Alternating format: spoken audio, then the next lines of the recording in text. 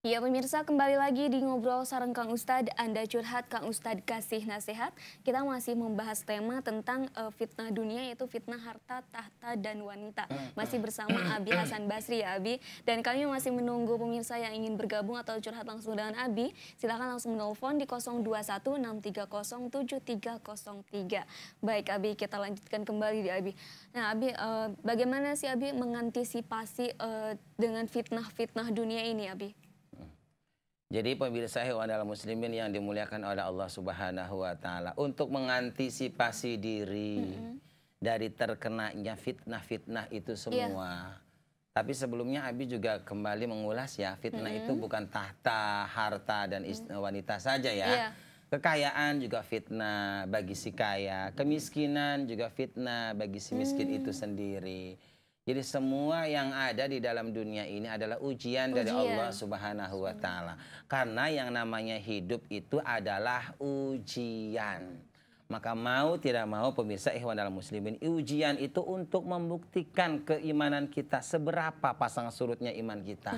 Seberapa keimanan kita kepada Allah Subhanahu wa taala. Seperti orang miskin diuji dengan kemiskinannya, apakah masih tetap beriman? Apakah si miskin dengan kemiskinannya masih mau beribadah kepada Allah? Apakah si miskin dengan kemiskinannya masih mau berdiri sholat menyembah Allah? Nah, begitupun si kaya. Apalagi, apakah si kaya itu mau beribadah kepada Allah dengan kekayaannya? Untuk bangun masjid kah? Untuk bangun musola kah? Untuk pergi umroh kah? Untuk nyatu yatim piatu kah? Apakah untuk diskotik? Apakah untuk nyogok? Apakah untuk nyawer? Apakah untuk foya-foya? Foya-foya ya. Baik, nampaknya sudah ada yang masuk nih Abi. Kita akan lanjutkan kembali. Halo, assalamualaikum. Waalaikumsalam warahmatullahi wabarakatuh. Dengan siapa ini? Assalamualaikum Abi. Waalaikumsalam warahmatullahi wabarakatuh. Dengan Ibu siapa? Dengan Ibu Ratna di Bogor. Ibu Ratna, silakan Bu. Iya, Abi. Ini saya mau tanya ya, Bi. Saya tuh kan kalau sholat suka berjamaah sama ibu saya ya. Terus kalau habis sholat wajib gitu kan, macam zuhur, subuh, saya suka dilanjutkan dengan sholat qodho. Terus kalau sholat qodho itu wajib harus berjamaah atau masing-masing aja, Bi? Kalau misalnya saya suka barengan tapi nggak makmum, nggak imam ya gitu. Kalau misalnya makmum imam gimana, boleh apa enggak gitu? Baik, ada lagi Satu Ibu? Ya, Bi ya. Ada lagi ya. Ini Bi, saya kan ada saudara. Dia tuh suaminya tuh udah menceraikan gitu, udah hitam di atas putih, udah tanda tangan tapi tidak menerima. Terus setelah itu pas ada jodohnya lagi, ponakan saya ini, tapi suaminya gugat-gugat, dia tetap nggak mau menceraikan. Akhirnya itu kan perceraian tuh udah 2 tahun ya Bi ya, dia nggak ngasih nafkah lahir batin. Tapi si saudara saya ini yang perempuan ini dia ada jodohnya lagi gitu kan, setelah dia kasih serahan, istilah di daerah saya ada serah uang gitu ya Bi ya. Lalu suaminya gugat-gugat. Akhirnya kan sekarang lagi proses di pengadilan, karena kita udah serahan gitu kan, di pihak dari suami itu kan pengennya cepat gitu. Akhirnya dia nikah siri, tapi ada wali orang tuanya, ada saksi gitu. Cuman nikahnya nikah siri, Bi. Itu gimana pernikahannya tuh? Halal apa enggak gitu, Bi? Baik. Iya. Terima kasih Makasih Ibu. Bi ya. Assalamualaikum Waalaikumsalam warahmatullahi wabarakatuh. Ibu Ratna. Kita jawab pertanyaan pertama dulu ya Abi ya. Jadi sholat qodho itu boleh nggak sih jamaah Abi? Sholat qodho itu boleh berjamaah kalau qodhonya sama-sama dohor. Makmumnya ngodok dohor, imamnya ngodok dohor, itu boleh. Oh boleh. Boleh. Tetapi kalau sholatnya beda mah, yang makmumnya mah asar gitu ya, imamnya mah maghrib gitu, nggak boleh ya gitu. Oh boleh. Langsung jawab yang kedua. Ya, yang kedua tadi gimana Abi? Ibu ya, pernikahan siri yang dilakukan oleh laki-laki, oleh perempuan tadi, katakan si Fulaniah ya. Awalnya kan sudah dicerai, ada suratnya, hanya saja belum diterima dan belum diserahkan kepada istrinya. Tadi awal kan gitu kan, ya sudah perceraian 2 tahun, hanya belum menerima surat.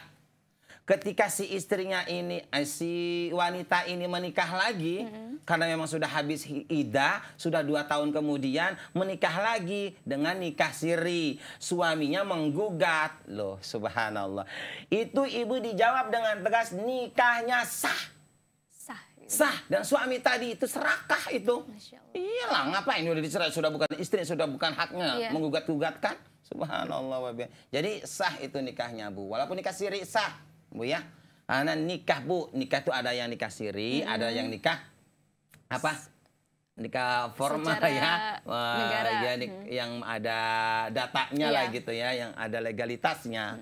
Bedanya Ibu kalau nikah siri nggak dapat buku nikah itu doang, Bu ya. Kalau Ibu nggak punya buku nikah, yang jadi masalah yang ditakutkan oleh pemerintah, yang disayangkan oleh pemerintah, kasihan anak-anak kita, ya kan mau membuat aktenya Akte, susah, iya.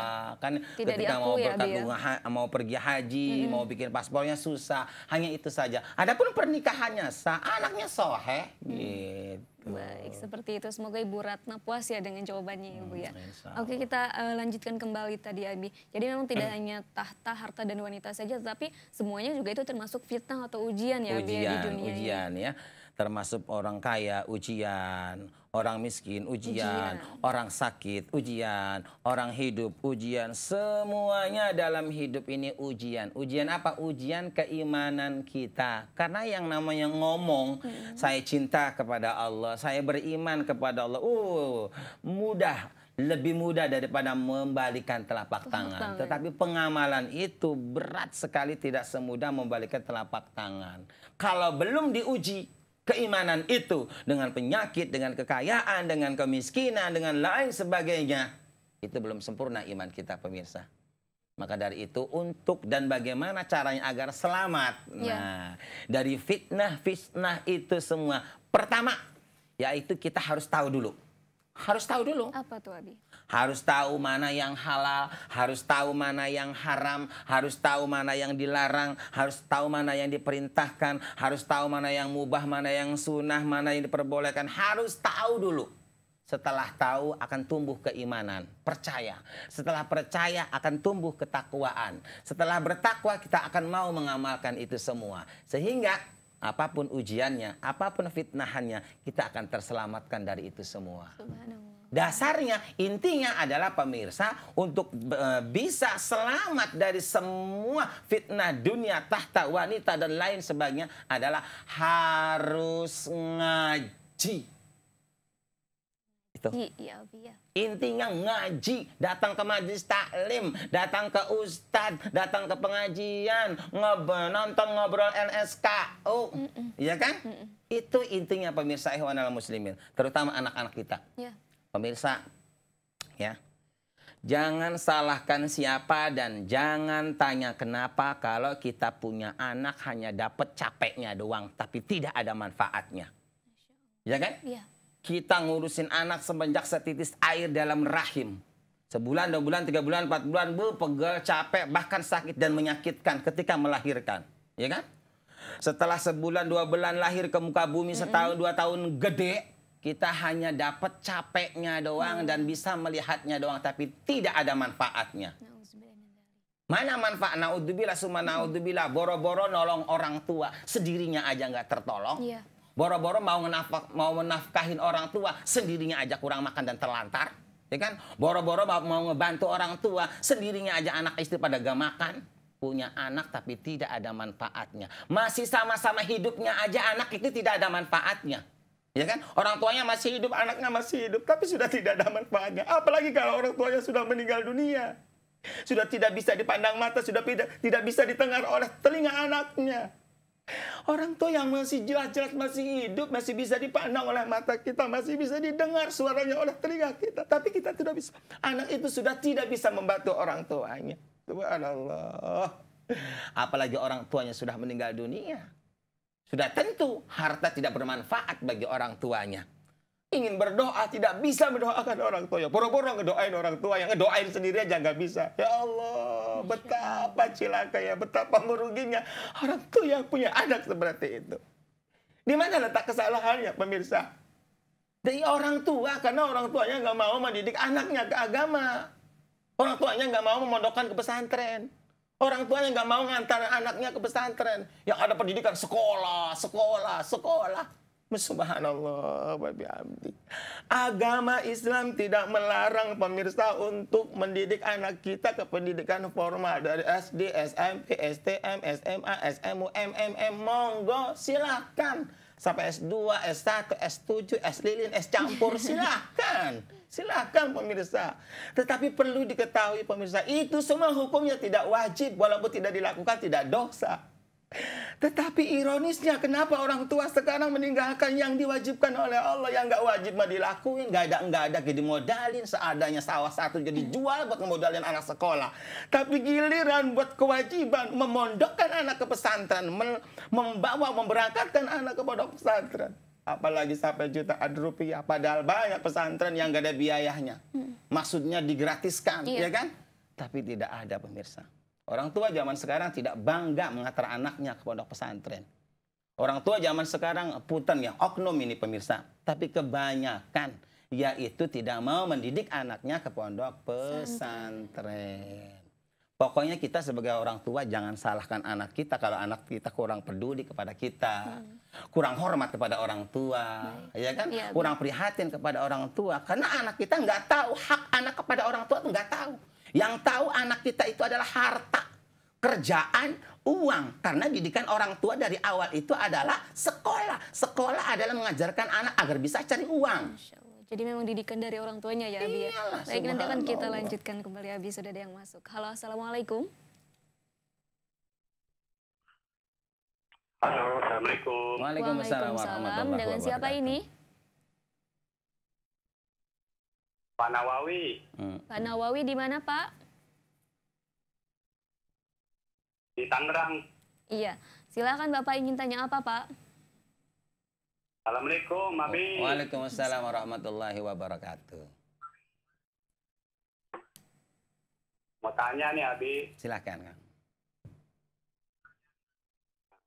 Manfaat doa Ismul Azam apa itu, Abi? Itu saja. Ada lagi? Yang kedua, itu bagaimana kalau orang yang utangnya susah ditagih, Abi? Iya, utangnya susah ditagih. Ya, cukup, Pak. Ya, satu lagi boleh, Abi? 10 nggak apa-apa. Silakan, Pak. Ini di rumah saya kan ada musola. Tapi ya jemaahnya banyak. Nah di situ nggak ada ngimamin, Abi. Gimana itu? Sedangkan imam ada di rumah, nggak mau ke musola. Iya. Itu saja. Jadi imam seada-adanya gitu aja, Abi. Iya. Baik, Bapak, terima kasih, Pak. Ya kadang-kadang bacanya kurang pas ya, kurang pas dengan ininya, dengan apa tajwid. Iya. Baik, Pak Nawawi, cukup? Ya, begitu aja, Abi. Iya, terima kasih, Bapak. Assalamualaikum. Waalaikumsalam warahmatullahi wabarakatuh. Kita jawab satu-satu ya, Abi ya. Yang pertama, tentang doa Ismul Azam ya, Abi. Ismul A'dom itu, Kang siapa tadi? Kang Bapak Nawawi. Bapak Nawawi ya. Punten Kang Nawawi, yang namanya Ismul A'dom. Doa Ismul A'dom itu di dalamnya itu adalah satu, agar mendapatkan ampunan dari Allah. Yang kedua, agar diangkat derajatnya oleh Allah. Yang ketiga, agar dimudahkan segala urusannya. Itu adalah doa Ismul A'dom. Karena di dalamnya banyak asma'ul husna gitu. Hikmahnya banyak, manfaatnya. Banyak sekali ya, Abi ya. Oke, lanjut ke yang kedua, Abi. Gimana nih orang yang punya utang tapi susah banget ditagihnya, Abi? Nih caranya nih, insya Allah semoga dijawab oleh Allah Subhanahu wa Ta'ala. Gimana, Abi? Kakang baca syahadat 3 kali, ya habis sholat maghrib atau habis sholat subuh, minta sama Allah, ya Allah, dengan hak ayat kursi, hamba memohon agar si fulan ini segera membayar utang saya dan nurut kepada saya. Lalu bacakan ayat kursi 3 kali. Setiap pagi hama sholat maghrib. Ketika kita mau nagih, berdiri di depan pintu, baca syahadat lagi 3 kali. Ucapkan, ya Allah, saya niat menagih utang kepada si fulan. Hamba memohon agar si fulan mau membayar utang. Baca ayat kursi 1 kali. Berangkat menghadap orang yang punya utang itu. Fa insya Allah kalau punya uang akan dibayar. Karena memang ada yang punya uang tapi nggak mau bayar ya Abi ya. Itu yang jadi masalah gitu ya. Iya. Makanya kalau punya uang, nah itu insya Allah dibayar. Kalau nggak punya uang, walaupun amalnya sebakul, dibayar pakai apa? Gitu. Tapi Abi nih kalau soal utang ya Abi, dalam Islam gimana sih Abi kalau misalnya emang ada orang yang punya utang, kita boleh nggak sih terus-terusan nagih Abi? Harus. Bagi kita yang punya uang wajib, hukumnya wajib, kalau nggak nagih dosa. Malah dosa. Kalau nggak nagih dosa, kewajiban kita kepada orang yang punya utang itu adalah menagih. Kewajiban orang yang punya utang kepada kita adalah bayar utang, sama-sama punya kewajiban. Tuh, makanya pemirsa, ketika kita mau mengutangkan seseorang itu harus tahu sikon. Ya kan? Harus tahu situasi dan kondisi orang itu, jujur enggak, amanah enggak, jalan enggak, lebay enggak, ya kan? Iya. Dia itu orangnya baik enggak, harus tahu situasinya, raut wajahnya, kelakuannya, kesehariannya. Jangan sembarangan kita memberikan utang kepada orang lain. Ya itu fatalnya. Kalau orangnya tidak amanah, hanya pengen dapat uangnya doang. Utang mah gampang, bayar utang hara rese. Yang salah siapa? Kita sendiri. Kita sendiri. Nah, Ya. kalau tahu orang itu kiranya nggak benar, nggak akan bayar utang, udah demi menutupi kekecewaan hatinya karena dia tidak bisa mendapatkan utang kepada kita, kasih uang ala kadarnya. Sedekah Dia buat hitung-hitung ongkos Abi ya. aja ya. Iya. Maaf hari ini saya belum bisa membantu kakak. Gitu. Itu tidak apa-apa kalau gitu juga Abi ya. Nah ada satu pertanyaan lagi tadi cuman kita pending dulu nih, ada yang masuk nih penelpon. Halo, Oh, iya. Assalamualaikum. Halo, waalaikumsalam. Iya, Iya. dengan siapa ini? Curhat bareng Ustadz. Iya, dengan Ibu siapa? Ibu Puji di Cipinang. Ibu Puji. Silakan Ibu, ingin tanya apa Bu? Saya mau tanya nih Pak Ustadz, di luar tema ya Pak Ustadz. Boleh. Gini Pak Ustadz, kan masalah sholat ya. Mm-mm. Sholat itu kan nggak boleh ada gerakan. 3 kali gerakan itu batal. Ya maksudnya gerakannya macam-macam gitu Tan. Di luar sholat ya Bu? Ya di luar sholat. Iya. Di dalam sholat. Iya, maksudnya gerakan. Iya, iya Ibu. Dalam sholat itu. Nah terus kita kan wanita kan biasanya nggak suka pakai BH gitu ya Mbak ya. Tat ya, nggak usah pakai BH. Nah itu gimana tuh Tat hukumnya Tat? Boleh nggak gitu Bu ya? Boleh nggak Tat kalau Iya. misalnya sholat nggak pakai BH, kan itu kan Baik. ada gerakan gitu Tat. Iya. Ada lagi Ibu? Udah itu aja. Iya, terima kasih Ibu Ya, Puji. makasih. Iya. Ya, makasih banyak ya Tat. Sama-sama, Ibu. Assalamualaikum. Waalaikumsalam warahmatullahi wabarakatuh. Apa sih tadi nggak ngerti saya? Nanti Ustaz Abi kita lanjutin yang tadi dulu ya Abi ya, Iya. dari Bapak Nawawi. Nah, di rumahnya tuh dekat rumahnya ada musola Abi. Jamaahnya juga banyak Abi. Cuman nggak ada yang mau ngimamin. Gimana tuh Abi? Itu Kang, apabila ada orang yang ngerti di situ, maka orang ngerti itu mendapatkan dosa. Karena mereka membiarkan kebatilan. Sholat yang orang makmum yang banyak akhirnya tidak berjamaah karena imam yang tidak mau ada imam yang tidak mau mengimaminya, itu kan kebatilan. Nah, mungkar amar ma'rufnya kewajiban kepada orang yang ngerti. Iya. Orang yang ngerti itulah yang akan menanggung dosanya. Berarti kalau misalnya imamnya kan seadanya nih Abi, bacaannya juga mungkin agak kurang ini ya, kurang fasih. Gimana tuh Abi? Jangan, kalau memang kita tahu bahwa itu imam itu salah, nggak benar dan nggak mampu, kurang syarat rukunnya, jangan ngemakmum, nggak boleh. Lebih baik kita sholat sendiri. Lebih baik kita sholat sendiri daripada kita ngemakmum, lebih acak-acakan lagi. Nah terus ini kan jamaahnya banyak. Gimana tuh Abi? Kita misalnya tahu nih orang ini agak kurang fasih gitu Abi bacaannya ya. Sedangkan yang lain nggak mau ngimamin juga Abi. Gimana tuh? Semuanya sholat sendiri aja gitu Abi? Iya, daripada ngejadiin imam yang batil, tetap aja mubadir. Begitu. Baik, itu jawabannya ya Abi ya untuk Pak Nawawi. Nah langsung ke Ibu Puji tadi di Cipinang Abi tentang sholat. Sholat kan memang nggak boleh ada gerakan-gerakan yang di luar gerakan sholat ya Abi ya. Itu gimana nih? Kalau wanita kadang nggak pakai apa daleman Nggak Abi. pakai BH gitu ya. Iya. Jadi gunungnya itu begitulah, udah gandul gitu ya. Ya udah, gerak-gerak itu nggak apa-apa. Karena pergerakan dadanya wanita itu nggak disengaja. Nggak disengaja. Nggak digerak-gerakin kan ditanya karena nggak pakai BH, nggak apa-apa itu Bu ya. Tapi Abi sebetulnya sholat itu boleh nggak sih Abi nggak pakai apa-apa? Maksudnya kalau wanita kan pakai mukena. Nah misalnya nggak pakai apa-apa gitu Abi. Mukena aja gitu. Lebih afdal gitu bagus. Lebih afdol. Iya, lebih afdal begitulah. Kembali kepada fitrahnya. Oh gitu. Iya. Abi mau mengulas kembali ya pemirsa ya tentang pendidikan formal. Tentang pendidikan formal, tapi di segmen selanjutnya. Abi, mohon maaf sekali nih Abi. Kita harus istirahat lagi. Dan pemirsa, kami masih menunggu untuk Anda yang ingin bergabung dan curhat langsung dengan Abi. Silakan di 0216307303. Tema kita menarik sekali tentang fitnah harta, tahta, dan wanita. Tetap di Ngobrol Sareng Kang Ustadz, Anda curhat, Kang Ustadz kasih nasihat.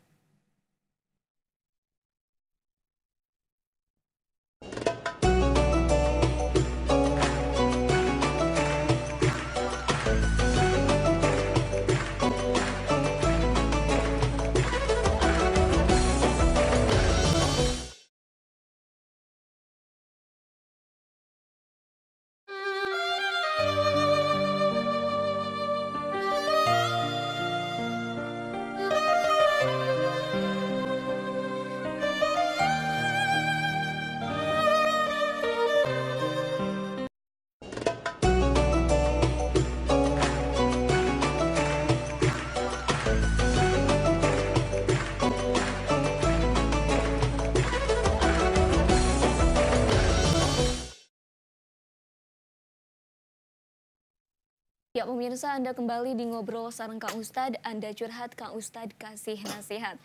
Tema yang kita bahas kali ini adalah tentang fitnah dunia, yaitu fitnah harta, tahta, dan wanita bersama Abi Hasan Basri. Dan kami masih menunggu nih untuk Anda yang ingin bergabung atau curhat langsung dengan Abi. Silakan di 0216307303. Insya Allah nanti Abi akan langsung menjawab dan memberikan solusi untuk Anda.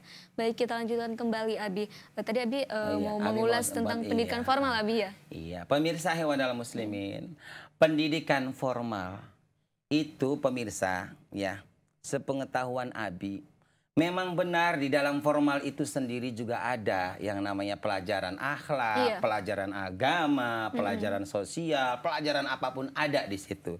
Tetapi di situ tidak fokus, Teh Devi, tidak khusus ya. Jadi lebih ke duniawi.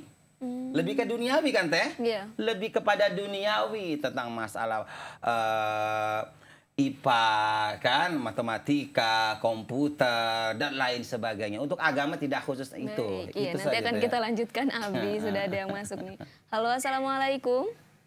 Halo. Iya, assalamualaikum. Halo, assalamualaikum. Waalaikumsalam. Dengan siapa ini? Dengan Ibu Hilda di Jakarta. Ibu Hilda, silakan Ibu. Halo, assalamualaikum Adi. Waalaikumsalam warahmatullahi wabarakatuh. Mau bertanya di, mau enggak? Itu bagaimana cara membayar kode puasa Ramadan selain mengkode Abi? Apakah ada lagi? Gitu. Lagi Abi. Iya. Bagaimana cara menghadapi atasan yang sering menjolimi kita, Abi? Baik, ada lagi. Satu lagi deh ya, Bi ya. Nggak apa-apa, 10 Tolong lagi. ceritakan cerita tentang Rasulullah yang sangat dahsyat gitu aja deh, Abi. Baik. Makasih Abi ya. Iya, sama-sama Ibu. Waalaikumsalam warahmatullahi wabarakatuh. Kita bahas yang pertama dulu ya Abi. Kodok puasa itu selain di kodok puasa Kodok puasa itu Teteh, selain dengan puasa bagi orang yang sehat tidak bisa. Harus dengan puasa. Kalau Teteh tahun ini punya hutang puasa sampai ketemu puasa lagi nggak bayar, belum dikodok, maka Teteh kena cas, yaitu bayar mud dalam setiap harinya, ya, yaitu mengeluarkan beras 3 liter. Itu ya, untuk kepada orang miskin. Setelah lewat 1 tahun lagi ke sana, putar tahun lagi, belum juga dikodok lagi, belum juga dibayar lagi, bahkan kena utang Ramadan yang tadi itu, Teteh juga kena cas lagi. Selama itu belum dibayar dengan puasa, Teteh mendapatkan dosa besar. Masya Allah. Itu, bayar mut itu selama berapa lama, Abi? Selama belum dibayar. Terusnya sampai ketemu Ramadan lagi tetap. Nah, bayar lagi, kena cas terus seperti itu. Kalau sampai mati belum dibayar juga, kena cas juga. Apa? Cas neraka lah. Nah, iya, kita nggak mau bayar. kecuali sakit, ya kan? Karena sakit juga kan ada sehatnya. Masa Iya. orang dari sawah Setahun sampai itu Ramadan ya, Abi. sakit melulu kan nggak mungkin Iya. gitu. Jadi tidak ada pengecualian. Pertanyaan yang kedua. Yang kedua tentang menghadapi atasan yang zolim, Abi sering zolimin. Menghadapi atasan yang sering mendolimi, teteh rajin-rajin mengamalkan ayat kursi setiap habis sholat 5 waktu. Berapa 3 kali aja minimal. Insya Allah atasan bahkan jin juga nurut. Subhanallah. Insya Allah ya. Tapi lebih sempurna ijazah aja dulu ya. Ngebel Abi nanti secara pribadi gitu ya. Gitu Mungkin bisa saja. lewat Facebook dulu Abi ya. Nanti akan Abi kasih nomornya di sana. Langsung yang ketiga. Yang ketiga, ceritain sih Abi tentang Rasul yang cerita yang dahsyat Abi katanya. Tentang cerita Rasulullah yang paling dahsyat. Pertama itu Ibu, dahsyatnya Rasulullah, kecintaannya kepada kita. Di saat Rasulullah sakaratul maut itu yang dicari bukan ibunya, bukan anaknya, bukan istrinya, tapi kita semua sebagai umatnya. Ummati, ummati, ummati. Mana umatku ya Allah? Andai kata hamba meninggal dunia, bagaimana umatku ya Allah? Siapa yang memberi petunjuknya? Bagaimana umatku ya Allah? Ketika mau mati. Dan nanti kelak di yaumil kiamah dihikayatkan dalam Al-Quran dan hadis Rasul. Pertama manusia yang dibangkitkan dari kubur di hari kiamat nanti adalah Nabi Muhammad SAW. Ketika Rasulullah dibangkitkan dari kubur, ketika sadar itu yang dicari bukan mana anakku, mana istriku, mana ibu, tidak. Tetapi wahai Jibril, mana umatku? Mana umatku? Jangan sampai kau tinggalkan umatku di sisi neraka jahanam ya Jibril. Ya Allah, umatku. Itulah yang paling dahsyat sebenarnya. Dan lebih dahsyat lagi, Rasulullah berdoa kepada Allah, ya Allah, untuk hamba terserah engkau ya Allah. Mau ke neraka, mau ke surga terserah ya Allah. Yang penting umatku masuk surga ya Allah. Subhanallah. Itulah kedahsyatan Rasulullah. Makanya salah besar. Betapa kabida-bida ting kalau kita sebagai umatnya yang disayang oleh Rasulullah tidak mau membaca salawat. Tidak mau memperingati peringatan kelahiran Nabi Muhammad. Seperti Mauludun Nabi dan lain sebagainya. Kabida-bida ting kalau tidak memuliakan Rasulullah. Gitu. Langsung lagi pendidikan formal ya. Rasulullah ya. Nah, pemirsa, apa bedanya pendidikan formal dengan pesantren? Bedanya tipis, cuma nggak dapat ijazah. Selesai, itu doang, ya kan? Iya. Makanya orang tua itu lebih menekankan anaknya untuk sekolah itu tujuannya, ijazah. Ditanya-tanya di sujud-sujud, kenapa bapak itu menyekolahkan anak tujuan ijazah? Agar bisa kerja. Terus kenapa agar kerja? Agar bisa cari uang. Loh, berarti bapak sebagai orang tua mendidik anak ke sekolahan itu tujuannya adalah mengajarkan anak cinta harta. Ya kan? Silakan nggak apa-apa, itu harus karena kita hidup di dunia, butuh makan, butuh uang, ya kan? Betul. Butuh rumah segala macam. Dan itu semua kita bisa dapatkan dengan pekerjaan. Dan pekerjaan itu tentunya harus ada ilmunya. Ilmunya di pendidikan formal harus. Itu juga ada anjurannya disuruh oleh Allah agar hidup di dunia bahagia, di akhirat pun bahagia. Tetapi pemirsa, yang namanya pondok pesantren itu bedanya nggak dapat ijazah, isinya pendidikan bahasa Arab ada, pendidikan IPA ada, matematika ada, matematiknya lebih hebat. Justru lulusan pesantren itu bisa bikin tahun, bisa bikin tanggal, bisa memprediksi gerhana dan lain sebagainya. Subhanallah wa bihamdi. Tentang tauhid, tentang fikih, tentang akhlak kepada orang tua, tentang akhlak kepada tetangga, tentang keimanan, tentang ketakwaan, tentang halal, tentang haram. Komplit, lebih komplit di pesantren dunia akhirat. Dan yang pasti, kalau pesantren, Allah itu di dalam Al-Quran dan hadis sudah banyak jaminan-jaminan yang Allah berikan untuk orang yang mau pondok pesantren. Keselamatan dunia akhirat, keberkahan dunia akhirat, ya kan? Iya. Terutama pemirsa, fa insya Allah kalau ibu punya anak sudah di pesantren, walaupun gak jadi kiai, walaupun gak jadi ustadz, ibarat orang masak gak ada intipnya, ibarat nasi gak ada wadangnya, insya Allah walaupun gak jadi ustadz, minimal bisa hormat kepada orang tua, peduli kepada orang tua, bisa mendoakan orang tua, bisa hadiahkan Yasin, Fatihah dan lain sebagainya untuk orang tua, hormat kepada orang tua. Akibatnya pemirsa, kalau kita punya anak gak ke pesantren, fatal. Sampai ada anak yang melawan orang tua, yang menggugat orang tua, yang memusuhin orang tua, yang tidak peduli kepada orang tua, bahkan orang tuanya sendiri mati, itu anaknya nggak tahu. Dan anak yang ditinggal mati oleh orang tuanya itu nggak nyesal-nyesal acan. Karena nggak tahu hak anak kepada orang tua. Dan lebih fatal lagi, kalau anak tidak dididik ke pondok pesantren, apalagi hak kepada orang tua, hak kepada tetangga, hak kepada sesama, egois, keras hati, dan lain sebagainya. Tetapi kalau anak kita dididik pendidikan formal, dididik ke pendidikan pondok pesantren, insya Allah barokah hirupna. Kalau jadi orang kaya yang beriman. Kalau jadi dokter yang beriman. Kalau jadi pejabat yang beriman, terselamatkan dari korupsi. Ya kan gitu. Alhamdulillah, insya Allah. Baik. Nah, Abi memang ada kan hadisnya juga ya, Abi, tuntutlah ilmu walaupun sampai ke negeri Cina atau utlubul ilma minal mahdi ilal lahdi. Itu sebenarnya ilmu di situ tuh lebih ke ilmu agama ya, Abi ya. Itu artinya pemirsa, ada hadis mengatakan utlubul ilma walau kana bisin. Carilah ilmu, tuntutlah ilmu, walaupun ilmu itu berada di negeri Cina. Artinya pemirsa, saking wajibnya ilmu agama, saking harusnya ilmu agama, sehingga andai kata pengajian itu ada di Cina, wajib kita ngaji di Cina. Nah, kalau ngapain di Cina? Kalau di Cina saja wajib, apalagi di NSKU. Rasanya seperti itu. Iya. Kalau di Cina saja harus dikejar, apalagi kalau udah di Banten TV ngaji itu harus didengarkan. Tinggal dinonton ya, Abi ya. Insya Allah bermanfaat. Kalau ilmu ada di negeri Cina itu wajib kita tuntut, apalagi di Indonesia. Saking wajibnya menuntut ilmu agama, pemirsa. Berbahagialah bagi orang tua yang punya anak di pesantren. Amin. Siap-siaplah kecewa wahai orang tua yang punya anak tidak dididik kepada pesantren. Sok buktikan alal hak itu, saudara. Ya Allah, Rabbi subhanallah. Banyak ribuan bahkan yang mengadu kepada Abi, punya anak bagaimana begini-begini. Ketika Abi tanya, pernah mondok pesantren, pernah pendidik agama? Belum pernah. Wassalam. Wassalam, Abi. Masya Allah, dan sudah ada yang masuk lagi nih, Abi. Alhamdulillah. Halo, assalamualaikum. Waalaikumsalam. Iya, dengan siapa? Waalaikumsalam. Iya, waalaikumsalam. Bapak Roni dari Teluk Dong. Bapak Roni, silakan Pak, ingin tanya apa, Pak? Saya mau nanya ini. Assalamualaikum Pak Ustadz. Waalaikumsalam, ya Kang, dengan Abi, monggo. Saya mau tanya nih, Pak Ustadz.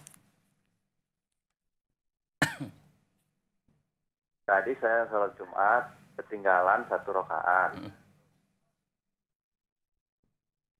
Terus kalau kita mau langsung 2 rakaat aja apa langsung 1 rakaat aja, Pak? Ada lagi? Ada satu lagi nih, Pak. Iya, mangga. Ini kan suami, sebagai suami kepala rumah tangga, Pak. Jadi suami itu kan sholat, jadi istri enggak, tuh gimana hukumnya, Pak ya? Itu saja. Ya, terima kasih. Assalamualaikum. Waalaikumsalam warahmatullahi wabarakatuh. Yang pertama, Teh Devi. Apa itu? Tentang sholat Jumat, Abi. Kalau ketinggalan 1 rakaat. Kakang, syarat sahnya sholat Jumat itu wajib berjamaahnya 1 rakaat. Kalau Kakang sholat Jumat, ya Mas, ketinggalan 1 rakaat, dapat berjamaahnya 1 rakaat, itu sah, nggak apa-apa. Sah, berarti Kakang terusin, tambah 1 rakaat lagi. Nggak boleh sholat Jumat 1 rakaat.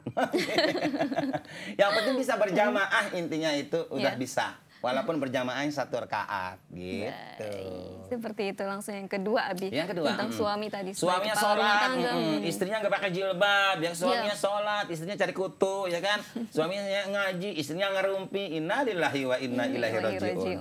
Pemirsa ikhwan dalam muslimin yang dimuliakan oleh Allah Subhanahu wa taala, khususnya kepada seorang suami. Ayyuma walin walam yahutta ra'iyatahu bin nasihati illa harramallahu alaihil jannata. Di mana seorang suami punya anak dan istri, ada istrinya nggak sholat, diem aja, ada anaknya nggak ngaji, diem aja, bahkan anaknya berbuat maksiat, pacaran dan lain sebagainya juga diem aja, ada istrinya nggak pakai jilbab, pakaiannya lekton, kelek nakaton juga diem aja. Walam yahutta ra'iyatahu bin nasihati illa harramallahu alaihil jannata. jannata. Maka suami seperti itu walaupun ibadahnya kayak kiai, haram masuk surganya. Jadi kakang boleh lakukan sholat, kalau istri boleh lakukan sholat, tapi jangan lupa perintahkan anak dan istri untuk sholat. Setelah anak istri sudah diperintahkan sholat, sholat atau kagak, insya Allah nggak midarat, nggak ngaruh sama kita. Yang penting kakang udah merintah, gitu. Insya Allah sholat kakang diterima oleh Allah Subhanahu Wa Taala. Amin ya robbal alamin. Itu Bapak Roni ya. Kita masih punya satu segmen lagi Abi, nanti akan kita lanjutkan kembali Abi. Dan pemirsa Anda jangan kemana-mana, tetap di Ngobrol Sareng Kang Ustadz. Anda curhat, Kang Ustadz kasih nasihat.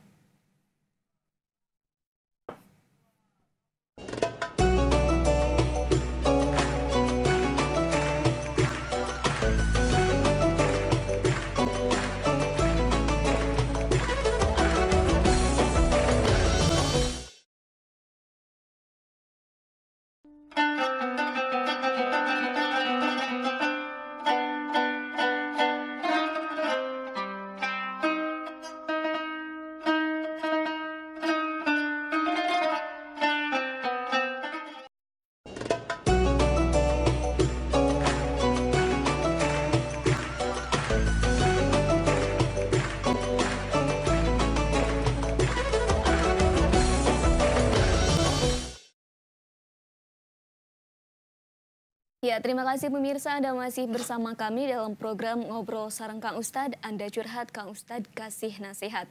Baik pemirsa, tema yang kita bahas kali ini tentang fitnah harta, tahta, dan wanita bersama Abi Hasan Basri. Kita lanjutkan kembali nih Abi.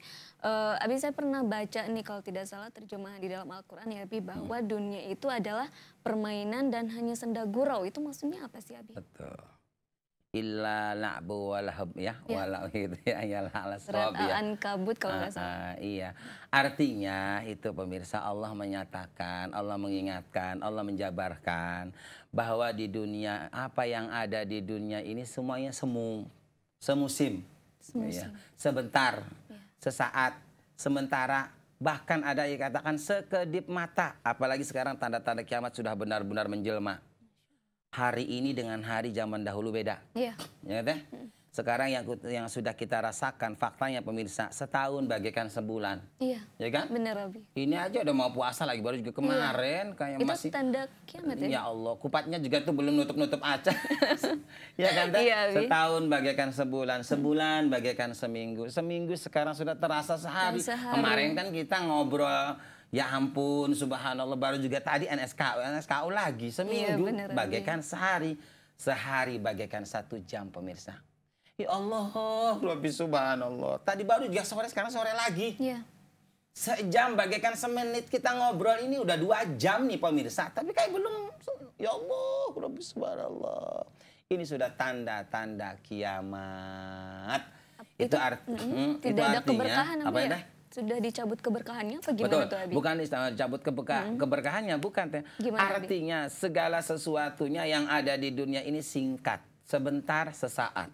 Pemirsa, apa yang ada di depan walaupun 100 tahun lagi itu sebentar, nggak akan kerasa. Kecuali sudah lewat, walaupun 1 hari itu udah abad, udah berapa abad walaupun baru tadi gitu ya. Tapi yang namanya ke depan walaupun 100 tahun itu sebentar. Sok pemirsa. Punten ya. Ikhwan dalam muslimin, kenapa dikatakan dunia ini ada tempat bermain? Yang namanya dunia ini adalah majra'atul akhirah. Kebun akhirat, ladang akhirat, sawah akhirat, tanaman akhirat. Segeralah pemirsa, jangan sia-siakan kesempatan selagi masih ada masa, masih ada sawah yang Allah sediakan untuk menanam tanaman akhirat. Ya kan? Selagi nyawa masih dikandung badan, kita masih bisa berpijak di muka bumi Allah yang fana, yang akan hancur, yang akan rusak ini. Segera berbuat kebaikan agar kelak nanti orang-orang panen, kita juga panen. Jangan sampai kita jadi manusia yang paling menyesal kelak di akhirat nanti. Subhanallah. Rabbirji'uni la'alli a'malu salihah. Hidupkanlah hamba kembali ya Allah. Kalau hamba hidup kembali, hamba akan sholat aja, ngaji aja, ibadah aja ya Allah. Hamba mohon ya Allah ingin membuktikan kebenaran ucapan hamba. Kalau hamba sudah hidup lagi ya Allah, tidak sholat, tidak ngaji lagi, baru hamba terserah engkau ya Allah mau dikemanakan hamba, katanya. Itulah jeritan-jeritan orang yang menyesal kelak nanti di akhirat. Masya Allah. Padahal pemirsa, tidak ada satu ayat pun di dalam Al-Quran Allah menjanjikan bahwa orang yang menyesal di akhirat akan dihidupkan lagi kembali. Enggak ada. Enggak ada. Makanya sebut akhirat itu yaumul nadam, hari penyesalan, yaumul jajah, hari pembalasan, yaumul ba'si, hari kebangkitan, yaumul hisab, hari perhitungan, yaumul jajah, hari pemanenan. Tuh, subhanallah wa bihamdi. Jadi pemirsa hewan dalam muslimin, sekali lagi, yang namanya kita hidup di dunia ini sesaat, apalagi kurun manusia ke sini itu tadi paling banter 70 tahun. Iya, 80 tahun. Lewat daripada 70 tahun udah hebat pemirsa. Kalau zaman dulu mah iya kan, ya. Nabi-nabi umurnya 100, 200, 300, bahkan Fir'aun 600 tahun. Kalau kurun ke sini umat Nabi Muhammad sudah dienas oleh hadis kata Rasulullah, umatku kurang lebih 70, 60, 70, 60. Di antaranya itu kalau lewat dari 70 itu bonus. Benar pemirsa. Tinggal hitung doang kok pemirsa. Ya kan? Ini bukan basa-basi. Kalau kita umurnya sekarang 30 tahun, ke 60 tahun berapa tahun lagi? 30 tahun lagi kita udah siap-siap. 30 tahun itu sebentar, ya Allah. Yang umurnya sekarang sudah 40 tahun ke 60 tahun berapa tahun lagi? 20. Yang umurnya udah 50 pemirsa di rumah ke 60 berapa tahun lagi? 10 tahun lagi. Yang umurnya sudah 59 ke 60 berapa tahun lagi? Tahun depan udah beres-beres kain putih. Ya Allah, subhanallah. Innalillahi wa inna ilaihi rajiun. Pasti kullu nafsi dha'iqatul maut. Kata Allah. Yang namanya manusia selain aku pasti mati. Ya kan? Ya. Yang pinter mati, yang kaya mati, yang miskin mati, yang ganteng mati, yang cantik mati, rakyat mati, pejabat mati, RT mati, lurah mati, camat mati, presiden mati, siapapun orang mati. Ya kan? Semua manusia mati, apalagi baru presiden, baru manusia. Nabi pun mati, wali pun mati, malaikat pun mati. Semua mati, hanya Allah yang tidak mati-mati. Kematian itu adalah hak. Dan kematian adalah hanya pindah dari alam pengamalan menuju alam pembalasan. Dari alam penanaman menuju alam pemanenan. Siap-siap saja Anda akan menanam. Siap-siap aja pemirsa, kita akan menuai, memanen dari apa yang pernah kita tanam. Laha maka sahabat. Waleha maktasabat kata Allah. Kalau kebaikan yang kalian tanam, maka keselamatan pula yang akan kalian panen. Waleha maktasabat. Kalau keburukan, kesalahan, kemaksiatan, dosa yang kalian tanam, maka tidak akan lari ke mana. Kenapa? Ifa innal fujjara lafi jahim. Maka jahanamlah tempatnya. Allah nggak basa-basi pemirsa. Allah nggak basa-basi. Ya Allah. Jadi memang apa yang kita sombongkan ya Abi ya di dunia ini. Enggak ada apa-apa yang kita mudah. Subhanallah, hanya tinggal bisa kita hanya aman dengan rahmat Allah. Pemirsa ya, kita hanya bisa aman dengan rahmat Allah. Sebab kalau kita melihat diri kita TDFI, apa yang bisa kita lihat? Ya kan? Apa sih yang berharga di dalam diri kita untuk Allah? Enggak ada pemirsa, ya Allah. Harta ya punya Allah. Kita bisa ibadah, dapat Allah. Apa yang berharga di dalam diri kita untuk Allah? Nggak ada pemirsa, ya Allah. Makanya kita jangan sombong, jangan bangga, jangan aman. Apalagi kalau kita ahli maksiat. Subhanallah, betapa kufurnya terhadap nikmat Allah. Udah dikasih hidup, dikasih sehat badan, dikasih anak, dikasih istri, dikasih jabatan, nggak sholat, korupsi, mabok-mabokan, ke diskotik, ke bila-bila teuing. Ya kan? Ya. Subhanallah wa bihamdihi. Tapi itu juga pemirsa, innallaha ghafurur walaupun ahli maksiat, ahli diskotik, ahli mabok, ahli judi, ahli zina, walaupun kafir semenjak lahir sampai 80 tahun, ketika mau mati satu hari lagi, di mana 70 tahun menghina Allah, ya kan? Jauh dari Allah, menduakan Allah, musyrik kufur kepada Allah. Tapi ketika mati, sebelum mati dia mengucapkan 2 kalimat syahadat, diampuni seluruh dosanya oleh Allah Subhanahu wa taala. Baik, subhanallah ya Abi ya. Mungkin itu dia sekalian kesimpulannya Abi. Betul, ya mungkin. Iya. Sekarang waktunya kita berdoa Abi. Iya. Pemirsa, ikhwanul muslimin, sebelum ditutup dengan doa, sekali lagi pemirsa, ibu-ibu, bapak-bapak, dimanapun pemirsa berada, yuk umroh bersama Abi, ya. Fa insya Allah semoga barokah perjalanannya, ya, melalui yaitu Samsata Tour and Travel. Ya.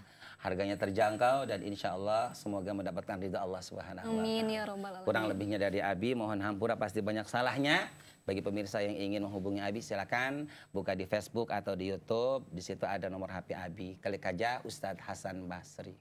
Wabillahi taufiq wal hidayah. Wassalamualaikum warahmatullahi wabarakatuh. Waalaikumsalam warahmatullahi wabarakatuh. Allahumma sholli ala sayyidina Muhammadin fil awwalina wal akhirin. Wa barik wa sallim wa radiyallahu tabaraka wa ta'ala an kulli sahabati Rasulillah ajmain. Ya Rabbana ya Allah, la haula wa la quwwata illa bika ya Allah. La ilaha illa anta subhanaka inni kuntu minadz zalimin. Inni kuntu minadz dzanibin. Inni kuntu minal mustaqilina bil ma'siyah. Iyyaka na'budu wa iyyaka nasta'in. Iyyaka nastaghfiru wa ilaika natub. Rabbana atina fid dunya hasanah wa fil akhirati hasanah wa qina adzabannar. Walhamdulillahi rabbil alamin. Amin ya robbal alamin. Baik, terima kasih banyak nih Abi. Terima kasih atas waktunya sudah menyempatkan hadir di sini ya Abi ya. Insya Allah kita ketemu lagi dan semoga obrolan kita bermanfaat. Amin ya robbal alamin. Ya pemirsa, sampailah kita di penghujung acara. Terima kasih atas perhatian Anda. Semoga obrolan kita kali ini bermanfaat dan terus menjadi inspirasi untuk Anda. Dan semoga kita semua bisa menghadapi fitnah-fitnah dunia, fitnah harta, fitnah tahta, dan fitnah wanita. Insya Allah. Terima kasih. Saya Devi Alfiani beserta seluruh kru yang bertugas pamit undur diri. Wabillahi taufiq wal hidayah. Wassalamualaikum warahmatullahi wabarakatuh.